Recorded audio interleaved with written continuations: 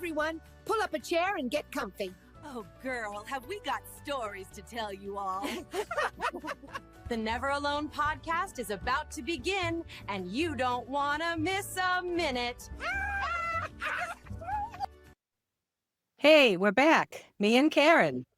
I'm Iris Fisher-Smith, and here we are in our podcast, the Never Alone podcast. And we're just really excited to be here, aren't we, Karen? We're very excited. Fun to see you each week. Every week we get to see each other. Of Yeah. course, when we were growing up, we I know. saw each other every day.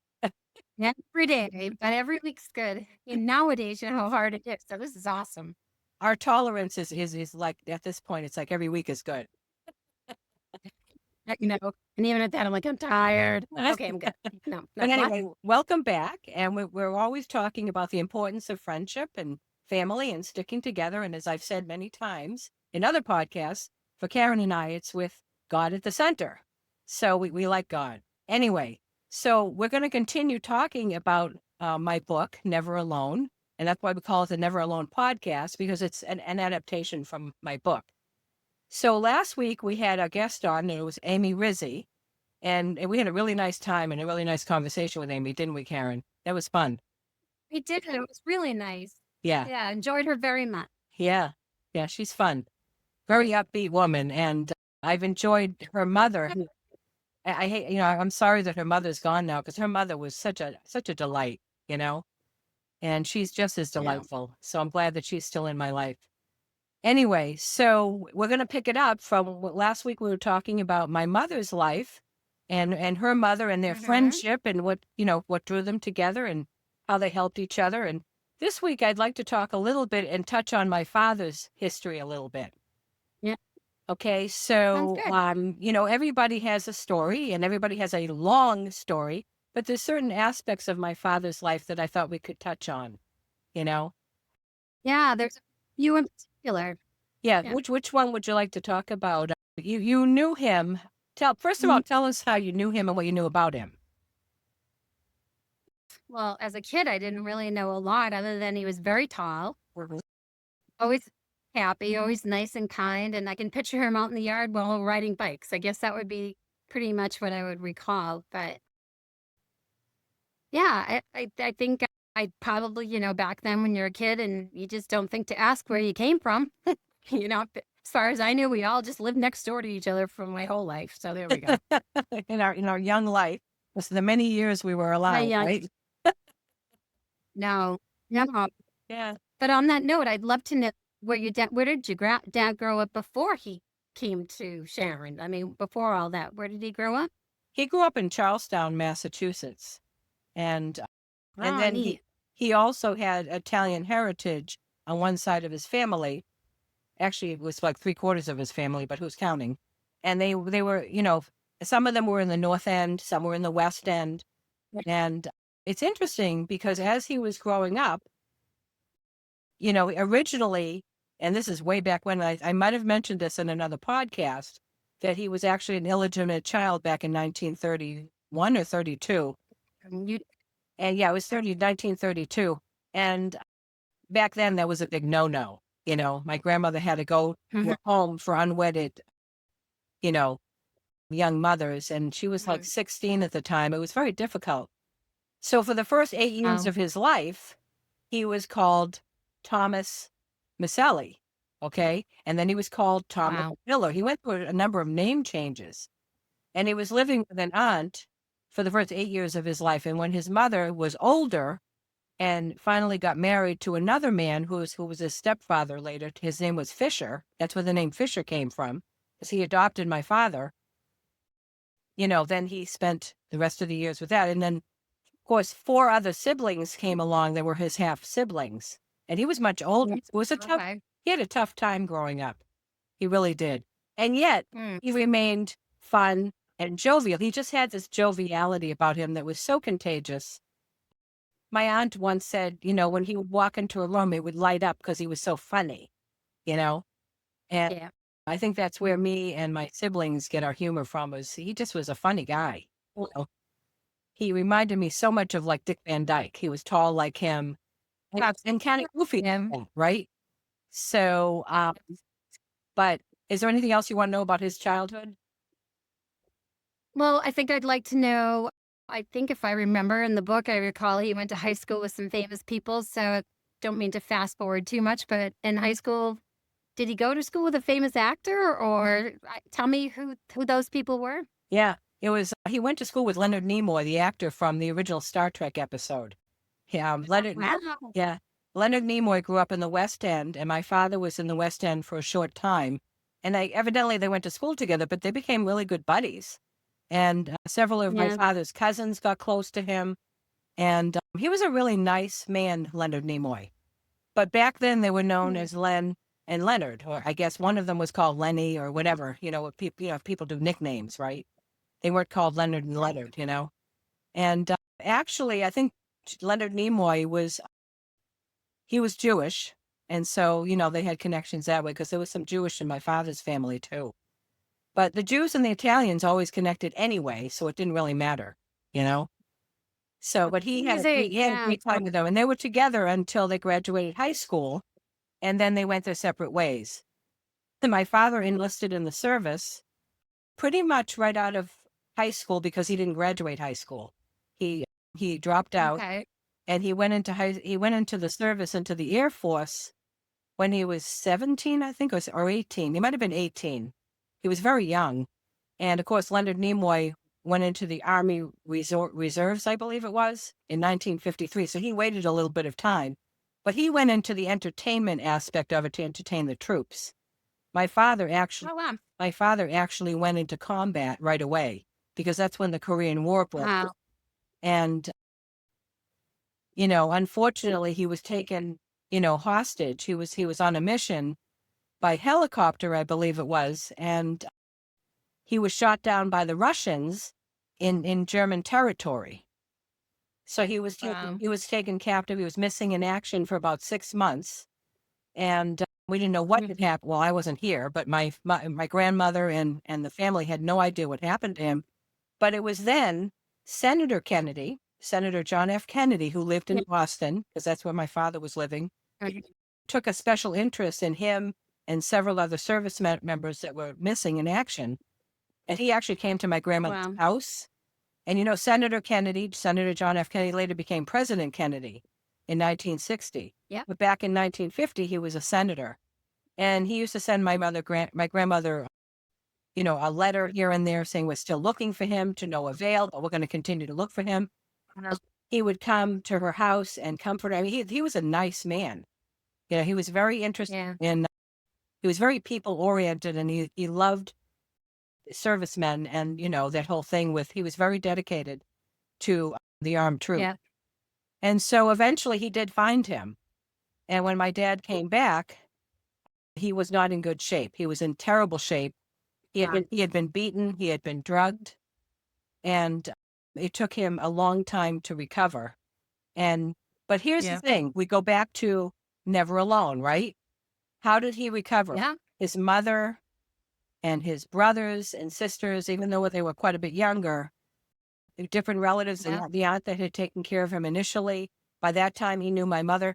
Everybody surrounded him with love and attention and nursed him back to health. But when he came back, if he hadn't had all that support and all that encouragement, he would not have made it. He wouldn't have come out of it. And as it was, he had scars from all that. And as kids growing up, we didn't really see that. We didn't realize it.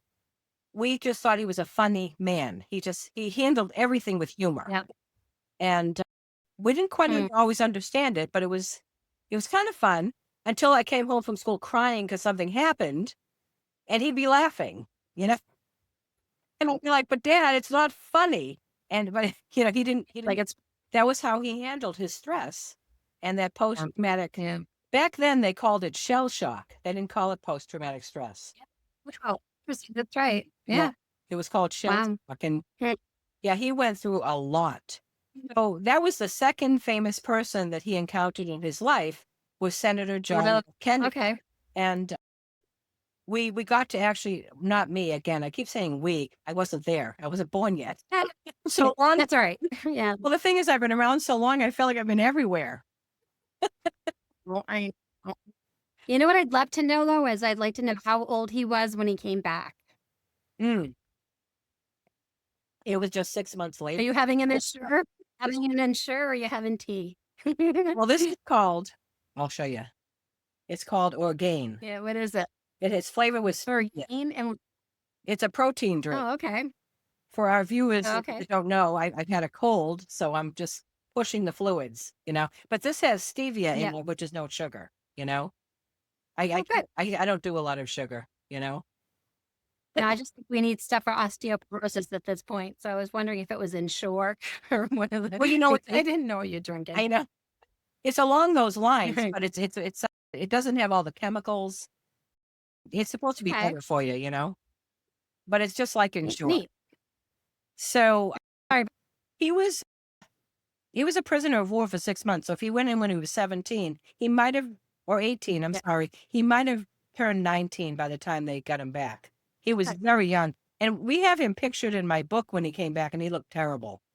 He was emaciated. And, so that was something when I was growing up. I felt like my father was misunderstood a lot, Karen, because they didn't understand this business of war.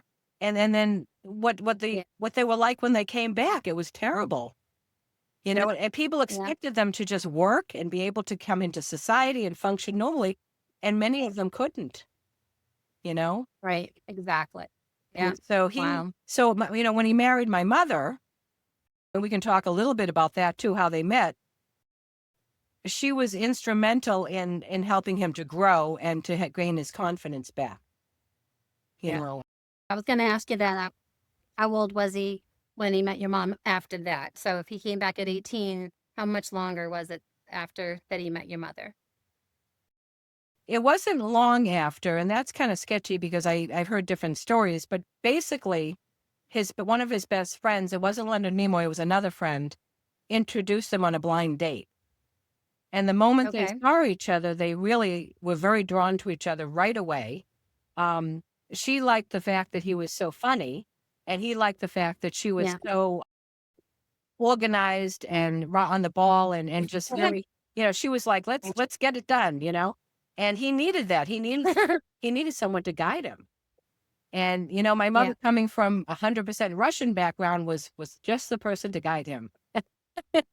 I love it. Wow. What was their first date? So their first date is also pictured in the book. They went on a blind date initially to an Italian restaurant with other members of their friends. I don't know who they were. And then at the second date, they went just the two of them. And and then by their third or fourth date, it was only like 3 weeks later they got engaged. I mean, they literally just, I know, that's very fast. And she was the same age as him, So by the time they got married, which was in July of it's in the book, I forget, July 1950 something. No more. Sorry. For those of you who want to read the book, I'm going to leave you something to look up, Anyway, they got engaged and they got married. And then, they had a very happy life together. My mother kept him, socially engaged a lot. He liked that. Some of her friends from high school, like remember we mentioned in the last podcast, Fumi and Patsy, who had husbands, they all would get together as friends, and he became very close, particularly to Fumi's husband, Stanley. He loved Stanley, and Stanley loved him. They were best friends. And so anytime my parents got with other people, there was always this tremendous bonding that took, and loyalty that happened. Because my mother's philosophy and my father's, and maybe that was a generation. Back then, the loyalty and the bonding was very important. And it was something that was highlighted during that generation. It was passed on to us. And the whole reason we're doing this podcast is we're hoping to pass it on to the next generation. It's so important to connect and to have each other. What would my father's life have been like if he didn't have people, in community surrounding him with all that love and healing, Yeah. So did I? Very important. Yeah. No, you did. I'm trying to figure out. I think my head went to kind of a place in time, like you picture them as with, I think it's really important when we found that in our own lives too with our spouses. Like if your spouses need to connect with, as couples, it's nice when it's kind of mutual and everybody is kind of like-minded, or the kids are at the same stage of life, and it really makes a difference. And men especially, I don't think are as good about having those kind of friendships. So that's really nice to hear. Yeah, back then they actually did. They were best friends. If they went through a really hard time, I can remember my father calling his brothers or his friends, and they would talk. Yeah. They would communicate and support each other. This business of community is vital. Right Yeah. now, our country is going through a really, really hard time. How are we going to Yep. hang in there? We hang in there with each other, and we believe for the best. Yep. Yep. There's this, I believe in the scriptures and the Lord and things like that. And, one of the scriptures that comes to mind is from Jeremiah 11, I think it is. 29:11, that's what it is. I know the plans I have for you, declares the Lord. Plans to prosper you and not to harm you. Plans to give you hope and a future. And this is how we need to live, because life is going to come at us. It's going to happen. But we have to always believe that the best is going to come out of it. And, I can tell you that from experience, and I think you can too, Karen. 9 out of 10, something good always comes out of these really tumultuous times, My definitely. Parents, I think that's important. It's great. I think that's the only reason that I feel sad when people don't, like we talk about it, we don't understand how people can do it without having something to hold on, whether it's, faith, and then having the friends and people that are put alongside of us to hold us up, because you can't do it alone. Please excuse this brief interruption for a shameless commercial. Remember, you can get your own copy of Iris's book, Never Alone, at irisfsmith.com.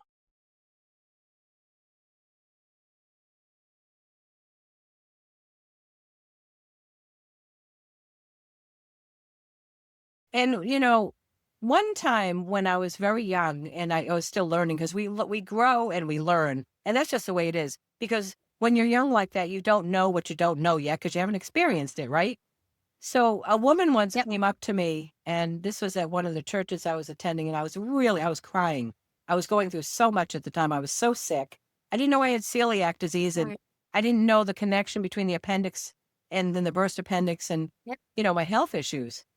And she said to me, and this was a very kind thing to say, because some of the people were judging me like, oh, you must have done something wrong to have that happen to you. I love those people, Anyway, so I know. But this woman came up to me, and she was nursing her sister who had MS very severely, and she was in a wheelchair. Yeah.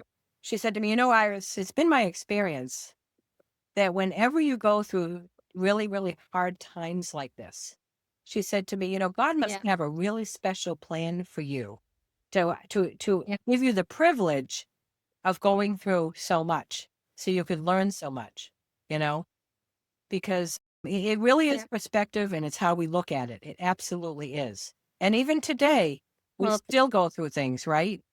And when I go through things now, definitely. I have to remind myself, it's okay. It's this has happened before, and you came out of it before, you'll do it again. You may not want to, but you do it. Yep. Well, kicking and screaming. We go kicking and screaming, but here we are. Yeah. But I'll tell you, the biggest blessings for me have been when, in the midst of my own turmoil, I could reach out to somebody else, and it took not only my mind off of myself, but it helped them because they knew. I mean, it's kind of like the thing where, you go to somebody that's sick, right? And you don't have any health issues. They're going to look at you and go, well, how do you know? How do you know what I'm feeling? With me, they couldn't say that. They were like, oh, I know you know exactly how I feel, because they knew my story. Somebody, have somebody you can relate to you. Yeah. Totally. Absolutely. Yeah. So after that, so they had that. I mean, I'm trying to think. So, I hate to moving along, but you guys got older, and I know your mom and dad eventually ended up separating. So did he stay in the area for you all around that time? And did he, because believe he moved away for a bit, right? Well, first of all, the reason they got divorced was, and it was hard because they had such a happy life. I mean, we did vacations with other families. We had a very, very nice, Yeah. regimented life, And so Yeah. when they were getting divorced, it was kind of a surprise because, I mean, some of it had Sure. to do with what he was dealing with. He still had that shell shock or post-traumatic stress stuff, and he couldn't work anymore. So that had started there. Wow. And my mother did not understand it Okay. because he had been working, and now all of a sudden he can't work. So it started a lot of misunderstandings and arguments. And then there was this business of the religious differences. He really was sure. very Yeah. Italian Catholic. My mother was very Jewish. And she wanted everybody to be going to temple all the time. He wanted to go to church. And so, see, all this division took place. And you remember what it was like. I used to go to your house, and your mother would sit with me, and you did too. And the two of you would comfort me, Yeah. I had another friend, my friend Beverly, her family also supported me during that time. Yeah. And so guess what? I Yeah. was not alone. Instead of crumbling, Nope. I was strengthened by the people around me and my faith, right? Yeah. That's pretty cool. And then your dad eventually did come to a place where he was feeling much better, I think, and had that time where in his life where he grabbed onto some hope also.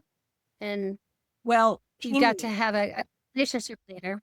he always wanted to have someone there to help him and encourage him as well. So he met another woman, and Yeah. she was very, very Christian. She was French, I believe, if I remember correctly. And she was a great support to him because he could no longer work. He started to get sick. He also developed bone cancer from all the chemicals he Jeez. was exposed to, during that I captivity. don't think I. Yeah. Hmm. And he lived with bone cancer Wow. for a long time, but she supported him until she died. And then he Yeah. found through church another woman, and she was a blessing. And she stayed with him until he died, Oh, And wow. yeah, so the thing is, he was never alone. People never left me. But Yeah. but here's the thing, when we want to seek out relationships, we really have to seek them out. They don't just come to us. It's like, as I've said No. in other podcasts, if you want to have a friend, you have to first be a friend. And so as you Yeah. reach out, you're going to find that people are going to reach back, and it's going to be very, very nice. Yeah. It's true. Not every person connects, not every personality connects, Right. but we certainly do find them if we really, really look and reach out, because there's plenty of people out there that want to have a good friend, Well, I just think nowadays it's different, and I think that's a great thing to remind people because physically, putting yourself out there and being in a place where you do meet people and actually spend time face to face Yeah. is a big deal. Yeah. So encourage people to go to, whether it's to church, to temple, to whatever, to just take that effort to get out, to put, give of yourself, and then somebody will give back to you. Yeah. And you and I believe in having that foundation. For somebody else, they may have a foundation that's different, but the point is Yeah. to connect with community. Right. You know what I mean? Find somewhere. Definitely. It's very, very important. So, I think. but both my parents are now gone. You're lucky you still have yours. It's a blessing. I'm so grateful. Oh, Yeah. And I miss them every day. And yeah. as siblings, like my sister and my brothers, we all experienced my parents differently. But I'll tell you, there was never I know. any doubt in our minds that we were loved. Never. We Nope. knew that we were loved. Yeah. But to answer your question earlier, I guess I didn't. I overwrote that a little bit. My father did stay in touch with us while we were still when I was in high school by that time, and my brother Lance was much younger. He probably was 8 or 9 when they got divorced. He was quite a bit younger. We used to go to Yeah. my dad's house and stay with him and his new wife.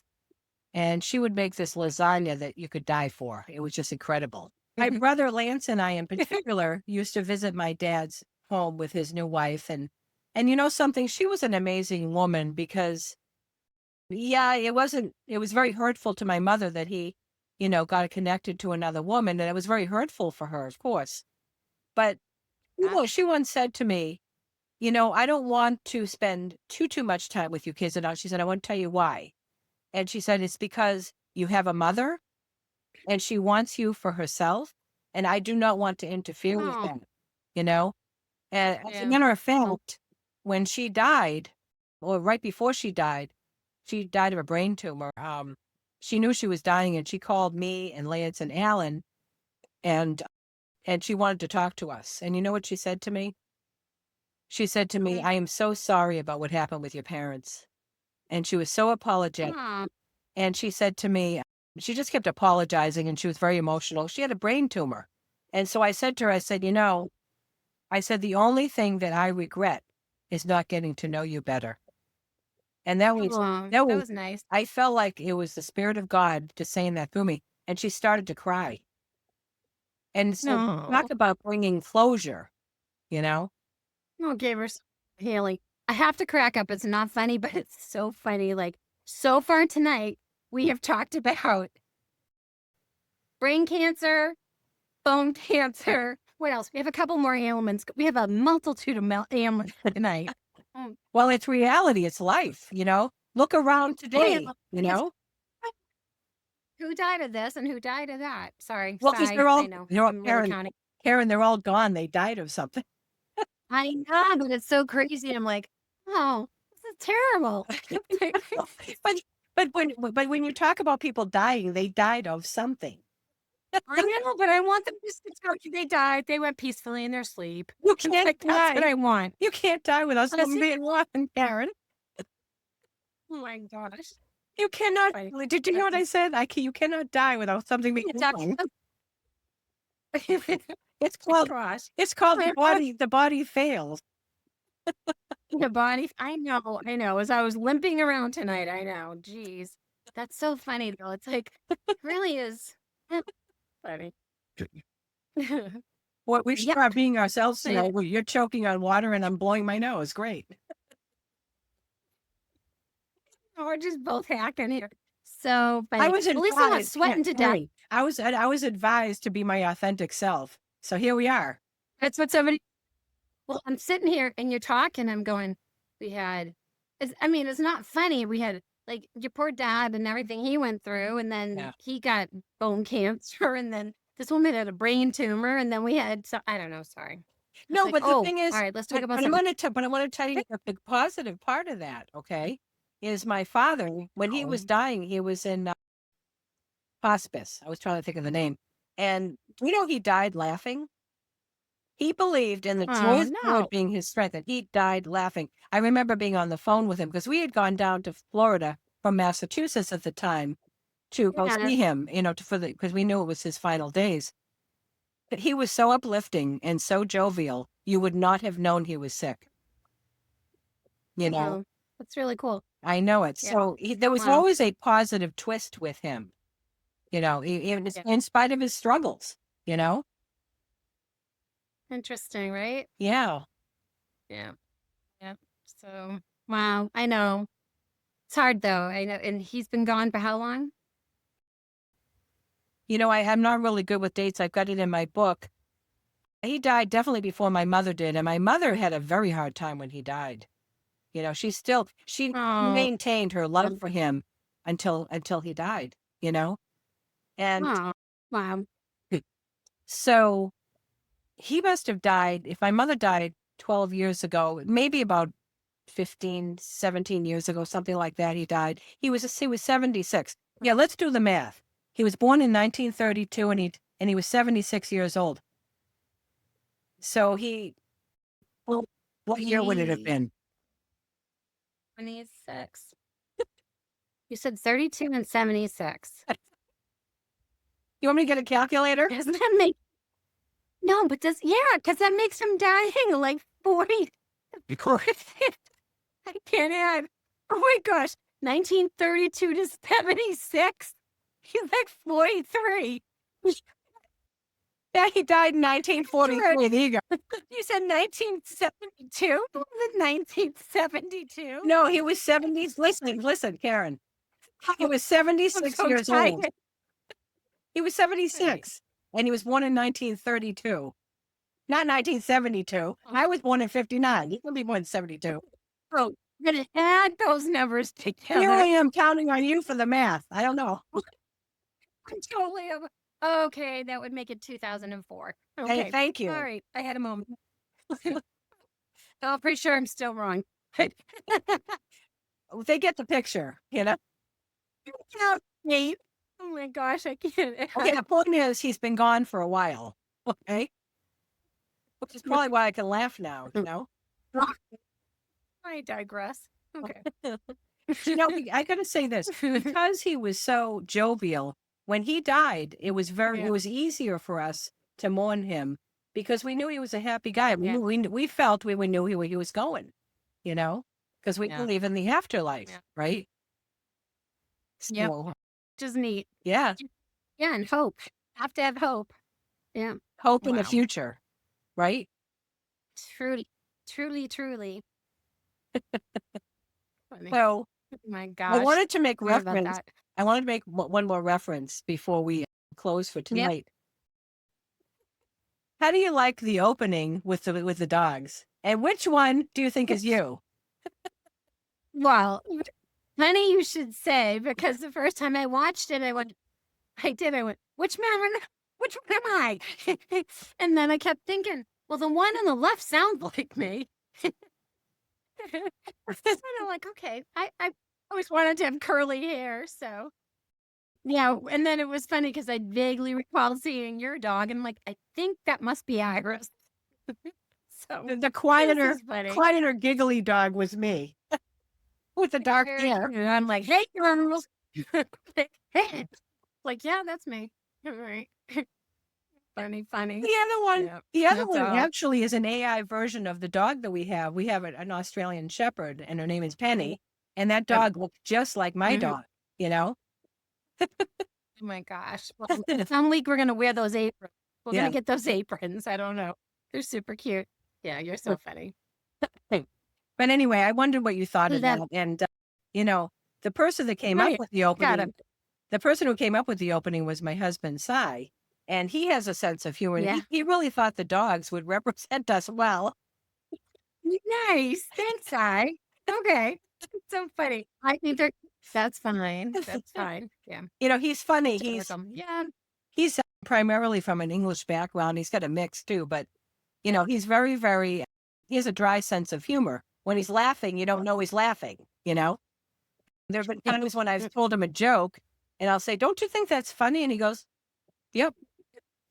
And I'm like, you're laughing hysterically. Okay. Thanks, honey. You know how stoic English people can be, you know? Yeah. He was born to be in New England. Yeah. In some ways. That's so funny. So we're looking forward to the next podcast that we're going to do. Each one is going to be a little different. Sometimes it'll just be, you know, Karen and I and talking about silly things and serious things and whatever comes to our minds, you know. You'll never have to wonder what's on our minds. And, you know, other times we're going to bring special guests. The next one we'd like to bring on is my brother, Alan, who is all over my book. And he and I have been close forever. You know, I'm also close to my brother, Lance. But Alan and I were very close in age. So we did everything together. And we have a lot of funny stories to share. And he's got a great sense of humor. But like I said to you before we came on, he's camera shy. So we're picturing him getting on and going, well, you know what's funny about this? I was thinking about it because as a kid, he was enough older than me. I was kind of intrigued. I'm just really excited to have a whole conversation with him. I doubt we ever had a whole conversation because I'd just be looking at him and he'd be like getting rid of us and, you know, didn't want us hanging around because I'm pretty sure we'd make it his downstairs area. So, yeah, I think it's going to be great. Yeah. Looking forward to it. He has some nice memories of you, too. What he remembers most about us is making the Reese's cups together, you know, the chocolate and the peanut butter, you know? And trouble. Yes, it was awesome. That's so funny. And they tasted okay. They weren't that great, but that's a whole nother story. Well, what did we used to do? We used to melt the Hershey's chocolate chips or something. Yeah. Chocolate chips. Yeah. And then we made them they were monstrous too. We made like these huge ones. And I think we used like everything in the kitchen was not clean when your mom came home. Oh my gosh. Karen home. Karen's and then fine. we would fill them. We would put them in like, muffin tins. Well, didn't we? Yeah, muffin or cupcake. Yeah. Yeah, and then we would put them in the That's so fun. refrigerator, and then you would come back the next Yep. day, and then we would eat them because they had to refrigerate. You would eat. It would be good. Yep, we'd eat them. That's so funny. Yeah. I'm funny that he remembers that. Yeah. She must have really been mad at her. Well, the kitchen was a mess. We were kids, It was. I can picture it. I can picture it actually with the table in the corner and everything. Yep, I can picture it. Yep. That's so funny. Well, It'd be anyway. fun to see him. So we want to say goodbye for tonight and or this afternoon, whenever you happen to be watching this. And we're looking forward to having you see us. And, we hear from you. Maybe you can get a hold of us through my website, which is at irisfsmith.com. There you can find, as I've said in other podcasts, information on my book. There's a trailer about the book. There's reviews. There's home movies. There's pictures, all kinds of things that you can, see pictures of what we're talking about. And so, we hope to see you next time. Thanks for joining us, and we're excited to see you next time. Thanks again. Okay. See you later. Bye-bye. Wow, that was awesome, wasn't it? I know those stories were really something. Hey, thanks everyone for joining us. We'll see you next time when we share more stories from Iris's book, Never Alone.